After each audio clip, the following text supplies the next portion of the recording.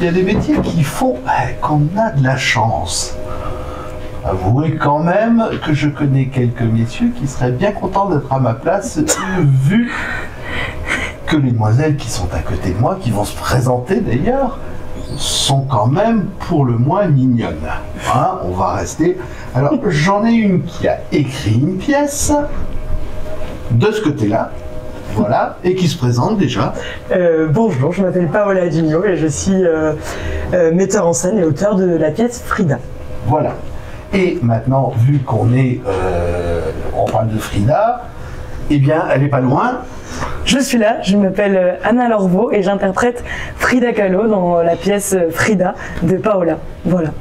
Alors ça, pour écrire une pièce sur Frida Kahlo, c'est vrai qu'on en parle beaucoup maintenant. Moi, j'avoue que lorsque j'étais beaucoup plus jeune, c'est-à-dire il y a un certain nombre de siècles, j'avais jamais entendu parler de Frida Kahlo. Et je trouve que depuis une dizaine d'années, on en parle beaucoup. Alors, d'où vient l'envie ou l'idée d'écrire cette pièce sur la vie de Frida Kahlo, ou une partie de la vie?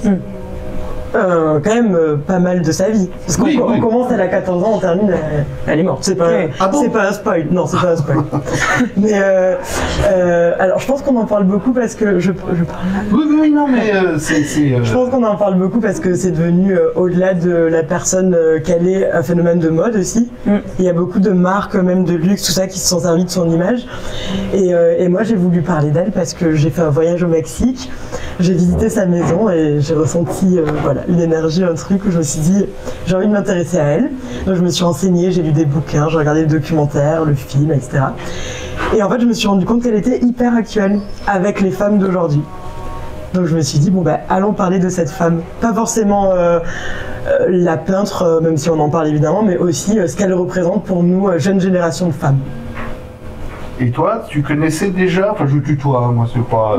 Tu connaissais déjà Frida Kahlo avant le texte et avant qu'on te le propose? Oui, je connaissais, moi depuis toute petite, moi j'ai habité au Mexique, donc j'ai visité... ¿A que habla español también? Hablo perfectamente español, sí, soy Frida Kahlo en realidad.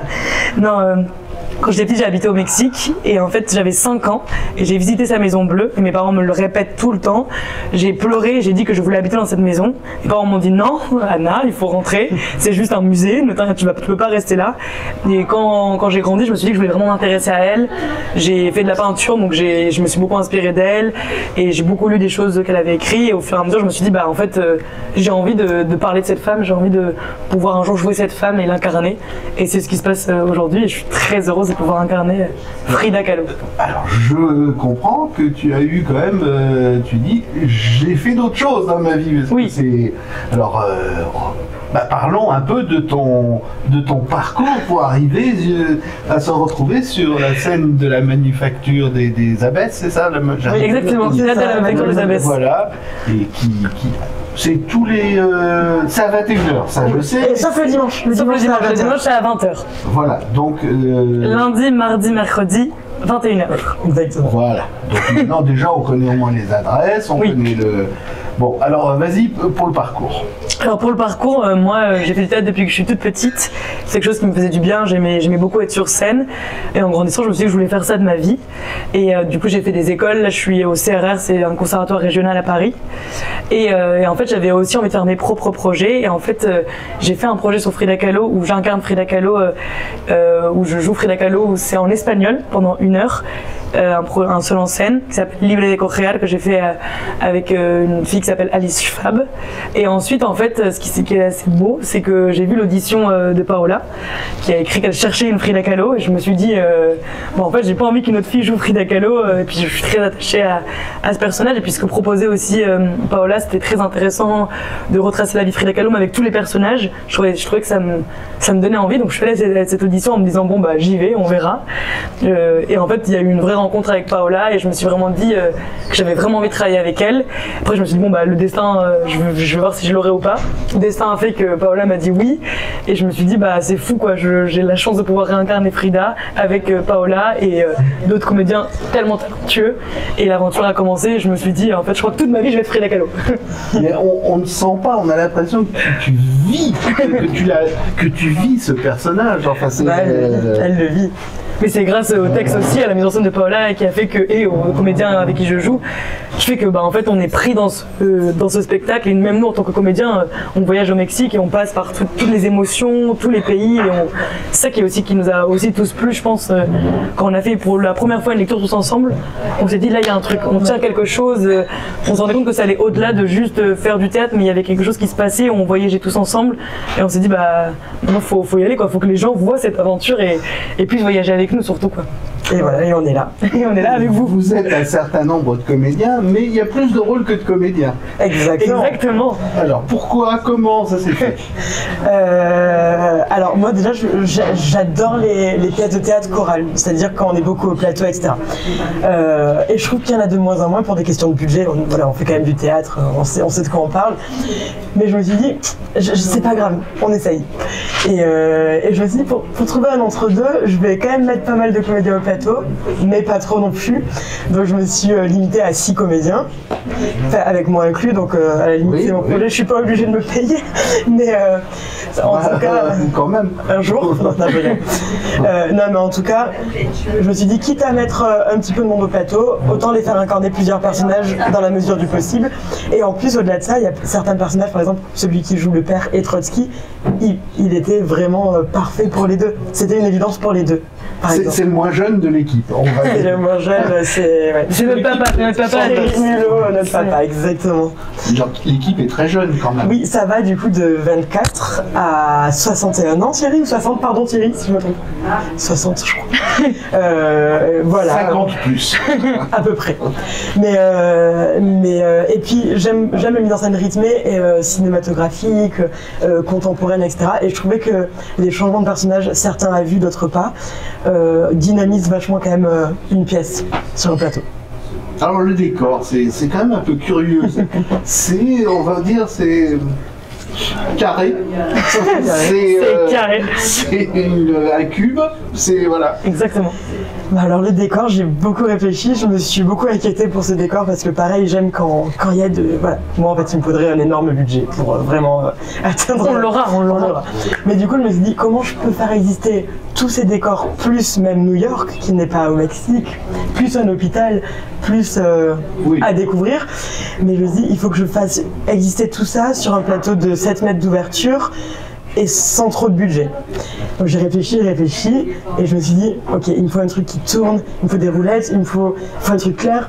Donc voilà, donc j'ai dessiné un cube que j'ai fait construire par Martin Portet, mon super scénographe, et en 1 seconde et à vue, encore une fois, on change de lieu, de ville, de pays et de décor.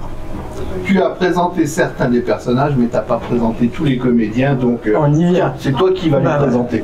Et alors enfin, au moins 2. Allez. Au moins 2. Alors on a du coup le grand Trotsky et celui qui joue mon père, Guillermo, qui s'appelle Thierry Mulot, qui est donc notre doyen et qui est assez phénoménal parce qu'il passe d'un personnage à l'autre. On se dirait mais comment c'est possible? On dirait que c'est une autre personne, mais non, c'est Thierry Mulot. Et il joue aussi d'autres petits personnages. Oui, il joue le médecin, oui. Et nous avons aussi Sabrine, qui joue elle ma mère, et qui joue aussi Loupé, donc la femme que je déteste, qui est l'ancienne femme de Diego, avec qui je me bataille, qui est aussi une comédienne formidable, qui d'ailleurs est venue de Lyon pour passer l'audition, et qui a été prise de Lyon quand même. Hein. C'est pour te dire que les gens se sont déplacés quand ils ont vu l'audition de Paola. Tout le monde avait très envie d'incarner ces personnages de Frida. Et après il y a le rôle important. Le rôle principal masculin, le double de Frida, du coup, le grand Diego Rivera, joué par Sacha Vicinic, qui joue aussi une petite partition d'Alejandro, qui est le premier amoureux de Frida quand elle est qu'on oublie parfois, cet amoureux. Et incarné du coup voilà par Sacha Vicinic. Et juste pour le nom de famille, c'est Sabrine Benjima pour la mère et Loupé. Voilà. Et voilà. Non, et la narratrice. Non, il manque quelqu'un. On n'avait pas fini. On a dit 2 chacune. Oui. Maintenant, on a dit 2 chacune. Faites-les dans le reste. Et du coup, j'ai ajouté un personnage qui est fascinant et qui plaît beaucoup au public. C'est vrai. Qui est donc le rôle de la narratrice et de plusieurs journalistes, qui est incarné par Daphné Dumons, qui est incroyable et qui en fait est c'est un espèce d'œil extérieur qui est là tout le long au plateau. Donc elle est pas dans la mise en scène, mais elle est tout le long au plateau. C'est celle qui est le plus là. Ah bah oui. Ah ouais, on la voit tout le temps. Voilà, elle a pas droit à l'erreur, elle peut pas bâiller, elle peut pas. Et ça, c'est vraiment une touche de légèreté, de comique même un petit peu parfois, et de respiration dans cette histoire tellement tumultueuse, quoi. On en a oublié ou pas? Non, on a tout le monde. Et bah la grande Paola, quoi. Qui joue quand même, qui joue ma sœur, et c'est important aussi de le dire parce que c'est ma sœur avec qui je vais avoir des petites embrouilles, comme on dit. Et Tina Modotti. Et oui. Et alors, Qui est une photographe. la metteur en scène, on dit. Metteur. Oui, metteur. Metteur. Mais oui. Enfin bref, elle a décidé que ça commence avant le spectacle. Exactement. J'ai décidé en fait que pourquoi pas faire l'accueil directement dans la galerie contemporaine dans laquelle Frida expose ses tableaux pour la première fois. Ça en fait, je suis honnête, je n'ai pas compris. Parce qu'on me dit, est-ce que vous avez vu l'expo? Bon, j'ai quand même les yeux qui étaient grands ouverts. Ah bon. Et puis j'ai regardé les autres personnes qui étaient juste après moi, qui faisaient la même chose. Donc ça c'est il manque une petite explication. Ah bah si vous vous êtes pas endormi pendant la pièce, à la fin de la pièce, on a la réponse à ce premier tableau. Quand on revient sur cette scène dans la temporalité. C'est bon. C'est pas explicite. Quand on arrive, on se pose quand même la question. Oui. En fait, j'ai décidé de faire une convention de la galerie parce que j'ai pas le droit d'utiliser ces tableaux. Enfin, il faudrait que je demande des droits, etc. J'espère les avoir un jour, là je les ai pas, en toute honnêteté. Donc on s'est dit on va faire la convention des gens qui rentrent dans cette galerie en leur disant bienvenue dans la galerie, on vous sert à boire, etc. Et après, dans la temporalité de la pièce, on comprend où on était plus tard, vers la fin de la pièce. Mais c'est bien de me dire que c'était pas très clair. C'est important. J'ai pas dit que c'était nul non plus. J'ai dit que c'était pas très clair. Je comprenais pas.